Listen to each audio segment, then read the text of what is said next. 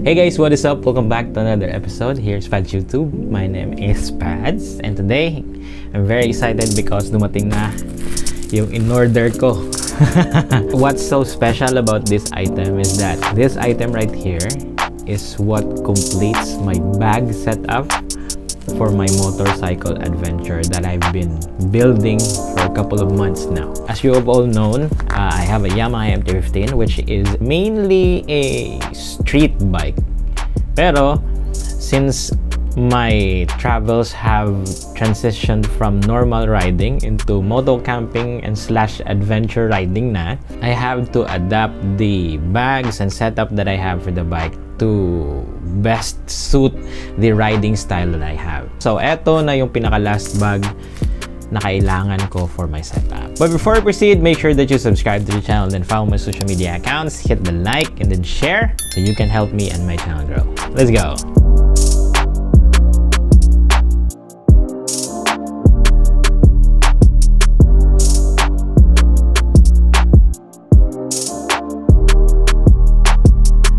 So ayan. So ano nga ba to? Anong bag to? This is actually a tank bag.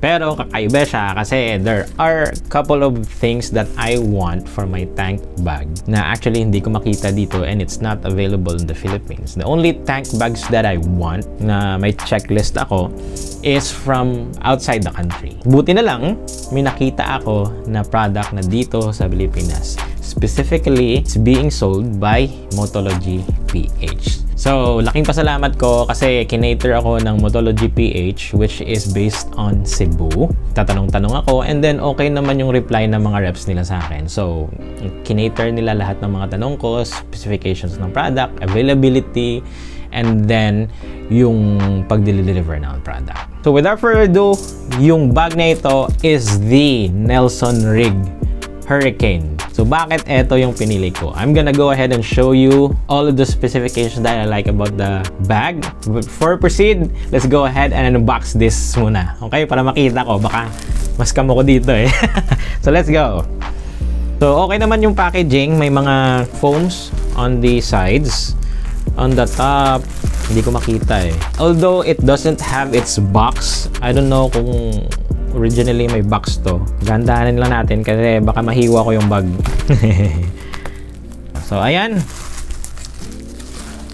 May foam. Ayan, nakikita ko na talaga yung bag. Oh my God. So, kinakabahan ako kasi syempre mahirap na yung ma-scam ka. So, nag-chat muna ako sa Motology PH. It's my first time to actually order on Motology PH. And the good thing is that okay naman sila. Friendly naman yung yung rep nila sa Facebook, yung ka-transaction ko. So, sabi ko, give me 1 week to get my financials and then order ako. So, ayan na yung bag. Sorry, hindi pa kita sa camera. So, I'm gonna go ahead and iwan ko to. So, maganda kasi yung mga foam. Problema lang walang box. Siguro walang box talaga. Ayan. Motology. I don't know if you guys can see. Ayan. Didikit ko to.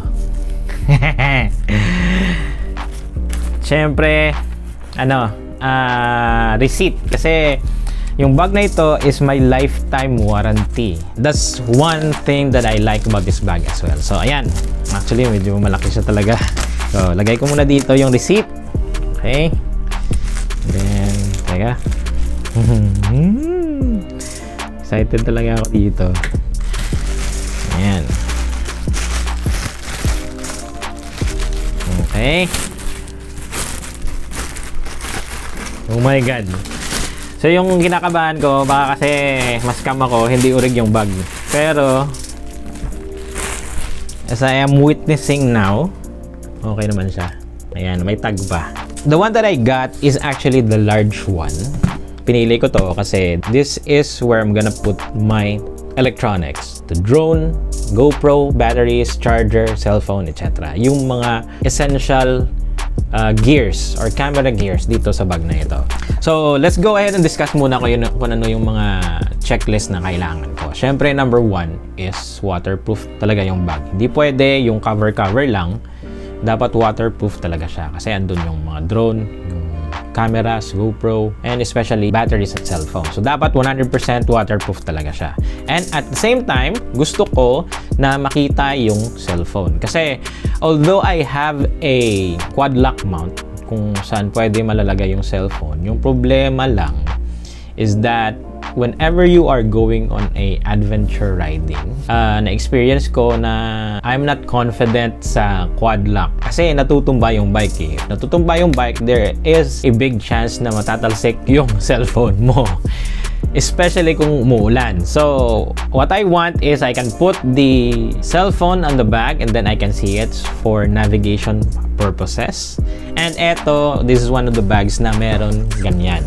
You can see, ang laki ng space. And at the same time, syempre, it's easy to mount sa aking motor. Actually, sikat na brand to sa US. And if you are watching other motorcycle adventure videos outside the Philippines, you can definitely see this bag. Especially dun sa mga European adventurers. Okay, so as you can see, this is a waterproof bag all over. Buong bag waterproof siya. It's made of heavy-duty UV-treated PVC tarpaulin material. So, makakasiguro tayo ng 100% waterproof to. And then, ang kagandahan lang dito is that yung zipper niya, ayan, nakikita nyo, yan yung zipper niya. Yung zipper niya is actually water resistant. This is not fully waterproof. Yung kagandahan lang is that tinatabunan siya ng waterproof material. Ayan. This is waterproof material on the top. So, tinatabunan siya. The water will just drip down and will not soak into the zippers. So, yan yung nagandahan ko sa bag na ito. Yung sa sides niya, there are zippers. Pwede kang maglagay dito. Okay? I don't think that this is waterproof yung pouch. Kaya nga may nilagay sila ditong drain holes sa baba. Same much on the other side. Ayan. Okay. Siguro this one pwede mong lagyan dito ng yung mga hindi mahalagang bagay. Siguro yung vape mo. Kung mag-ride ka. Ayan. This one goes into your handlebars. Isa-strap mo siya sa handlebar. And this on the back, this will go to the chassis of the motorcycle. I will show it to you guys later kung paano mag-mount neto. Pero ang laki talaga. Siguro kasya yung drone bag dito. So, let's go ahead and open this up. Okay. Ayan. Ayan. Excited na ako. Oh my God. So, it has a lot of room where I can definitely put the drone and all my cameras inside. Ayan. So, let's go ahead and check kung ano tong mga papel na ito.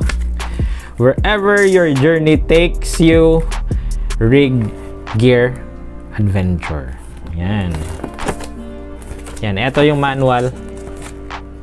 Tama ba? Ito yung manual kung paano mag-install. And then, syempre yung brochure ng ibang bag. Ang ganda! Lagay muna natin dyan. Okay. So, eto yung mga strap.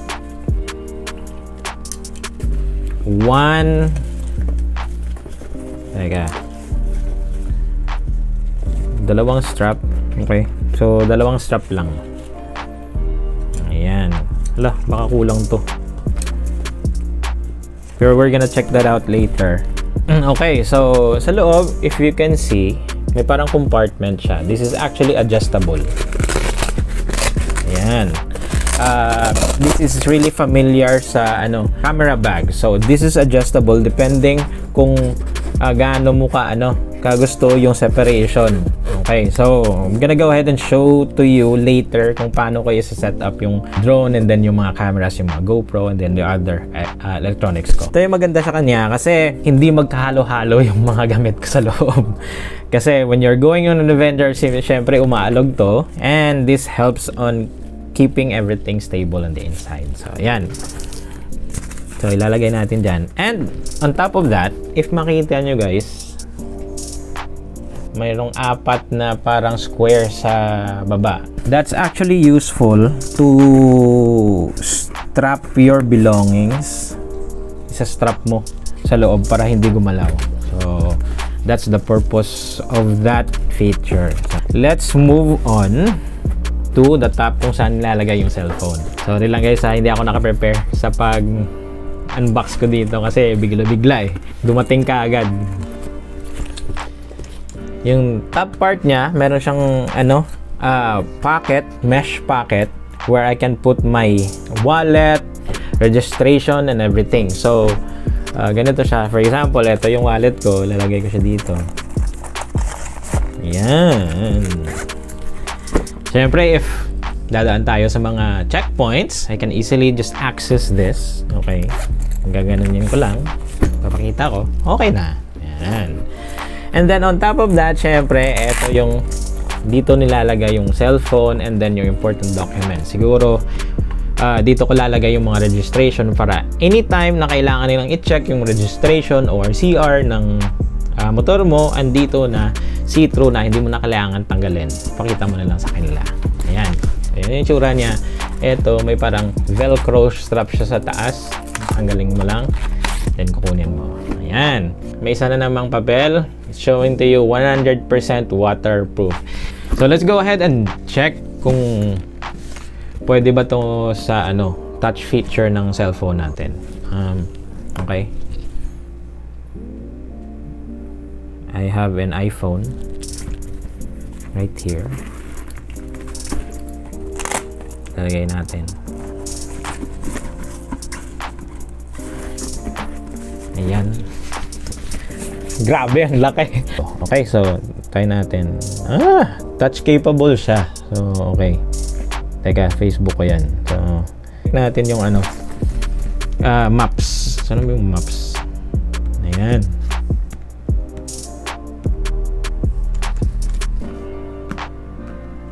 Ayan. Yung pangit lang pagkaka-click ko kasi hindi siya full. Medyo sloping yung plastic and hindi nakadikit yung yung cellphone sa plastic mismo. So, ayan. That's the map. So, it's easily navigated when I touch it. So, maganda siya. Touch capable siya. So, may handle siya dito. So, if ever na you'll have to leave your motorcycle if you're gonna go, go into a restaurant or go somewhere else, you can go ahead and take this off. And then, syempre, between na to, ng ganito, para lahat ng valuable gamit mo is andito. So, ayan. Ngayon, check ko kung kasya ba yung mga camera gear ko. Okay? So, unahin natin yung GoPro gears. Ito yung GoPro gears ko. Ito yung bag niya. Hard case. Ilalagay natin. And then, yung importante lang naman is yung GoPro and then yung drone. Okay. So, parang hindi kasya yung drone. Actually, kasya siya. Ayan! So, ganyan yung tsura niya. Kasyang-kasya siya. Ito yung drone. Ito yung para sa GoPro. Pero, mukhang wala ng space para sa ibang cameras. Actually, meron din. So, dito ko na lang lalagay. Okay. And then, syempre, yung cellphone. Yung wallet ko, actually, andito lahat yung yung mga wallet and then registration ko. So, yung gagawin ko is, ito yung wallet and then dito yung mga stickers and then registration, yung pera. Syempre, kailangan ng emergency power bank. Okay, lalagay natin yan. And then, cord. Okay. So, ayan lang. And then, syempre,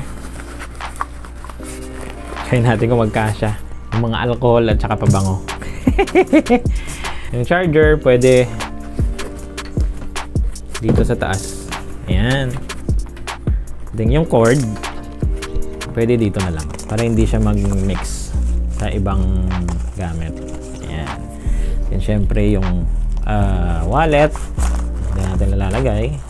Ayan. Syempre, pwede pa yung pabango. Para hindi tayo amoy lupa kapag nagra-ride. Yan, close natin. Yan, pwede pa.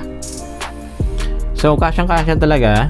And then, syempre, yung cellphone, lalagay natin dito. Yan. Woohoo! Then, we're gonna go ahead and try to close it.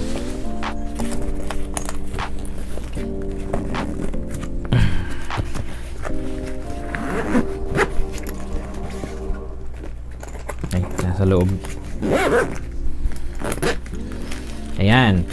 The good thing about this bag, eto, sa front, there is a space for the lock. Don't know if you guys can see. Ayan na. Ayan. May hole siya. So that if ever that you are or need to fully secure your bag, pwede nyo siyang ipadlock. Dito, may lock siya. Ganyan. Oh my God, baliktad. Baliktad yung cellphone. So, eto, ganyan yung itsura niya. Ayan. Tingnan ko nga kung ma-recognize niya yung, ay, okay, so na facial recognition is working on this plastic, so okay siya. So, ayan.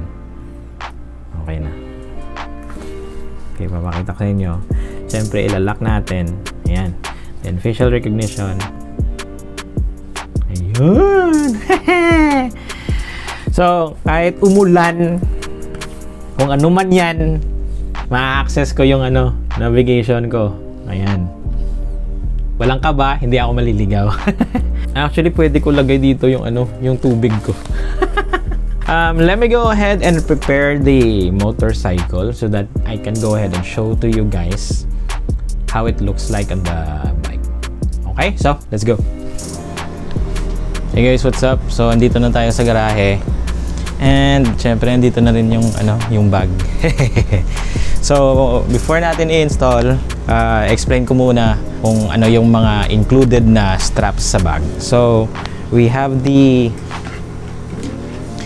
basic chassis strap. Ginagamit siya para ikabit yung strap dito sa may chassis dito. Ayan, sa chassis ng bike. Okay? And then eto yung tinatawag nila na U-shape na strap. U-shape kasi nga para pa-U yung shape niya, and isang strap lang siya. Ginagamit po siya, sinastrap dyan dito, bubuhol po siya, dadaan natin sa ilalim, tapos dito siya dadaan sa likod, then paakyat pa ganyan. So ayan. Okay. And sa may strap po, meron po siyang parang ganito. Ayan. Makikita nyo po kung paano siya ginagamit. Ito yung parang binding ng ng strap. It prevents the strap from falling if ina-unclip mo na yung bag. So, let me go ahead and show you kung paano to ni-install, okay? Okay, so unahin muna natin yung yung chassis strap. It's actually the same mechanism sa mga tank bag. Ilulup mo lang sa likod, parang ganyan. And then may butas siya. Saan mo papasok yung clip?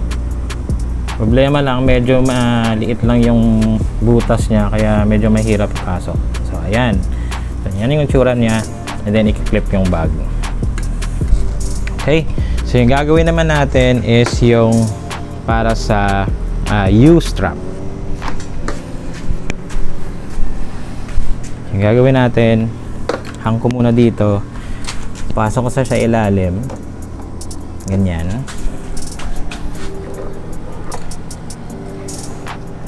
Ayan, so makikita nyo, ito na yung sa kabila na strap, ito yung dalawang clip para sa bag.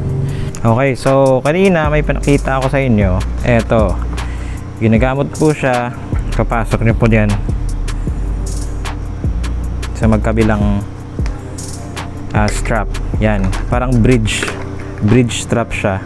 Ayan, para in case na hindi nyo na kiniklip yung bag, hindi siya mahuhulog. Ayan, para hindi nyo na ulitin yung pagka-loop niya sa may ilalim. So ayan, so ganyan lang siya. So eto para sa front. Ayan. And then eto dalawa.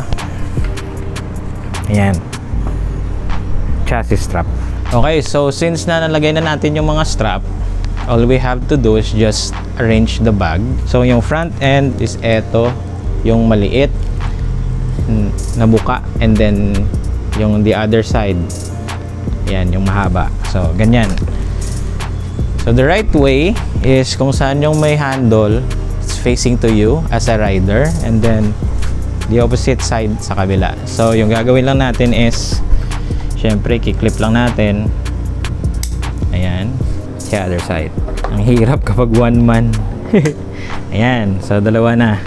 And then syempre yung chassis strap, lagyan natin ng ganyan, then ikot tayo,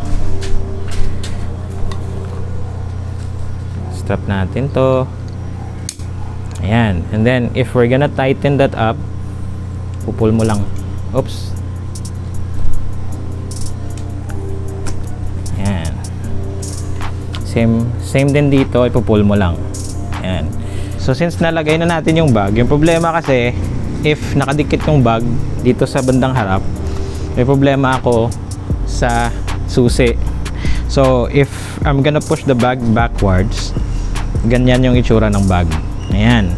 Now may problema ako dito kasi if I'm gonna go ahead and mount the bike, ayan, okay, so medyo may problema yung room ng bag. And then ako, unang problema ko dito is that whenever I'm gonna go ahead and ride off-road, yung tendency ko is tatayo ako to avoid, you know, sa mga lubak-lubak or sa mga uneven road. So yung gagawin ko is tatayo ako.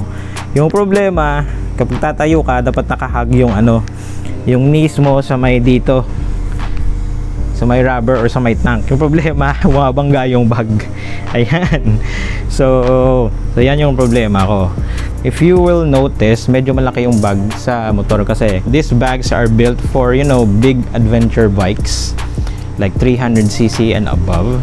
So malalaki yung mga tangke nun. Pero ako, syempre 150 lang kasi maliit yung tangke ko. So medyo kalakihan yung bag kumpara sa tangke ko. Pero kanina may na-notice ako. Ito, papakita ko sa inyo. Yung gagawin ko is I'm gonna go ahead and rotate the bag. Ayan, pagilid. So ayan yung tsura niya if naka-horizontal siya. Kanina vertical yon, di ba? Nababangga sa sa dibdib or sa tiyan ko. So ayan yung itsura niya if naka-horizontal. Ayan, medyo okay siya. And ayan yung straps. So papakita ko sa inyo kung bakit siya maganda. Okay, so I'm mounting the bike. As you can see, malaki yung gap ng bag, and at the same time nakikita ko po yung yung dashboard ko or yung dash ko. So I can check kung anong gear na ako, anong speed na, and at the same time may space na yung yung sisian dito. Ayan. And then most importantly, okay, if tatayo ako, hindi na bumabangga yung bag. Ayan, so pwede akong gumanyan. Papakita ko sa inyo kung ano yung itsura niya in a rider's perspective. Nakikita nyo, kitang-kita yung dashboard, okay? And then at the same time, may space pa yung yung susi. Ayan. Ayan. So, diba? So, ayan guys. Okay, so all in all, ayan yung itsura niya if mounted na siya sa tank ng MT-15.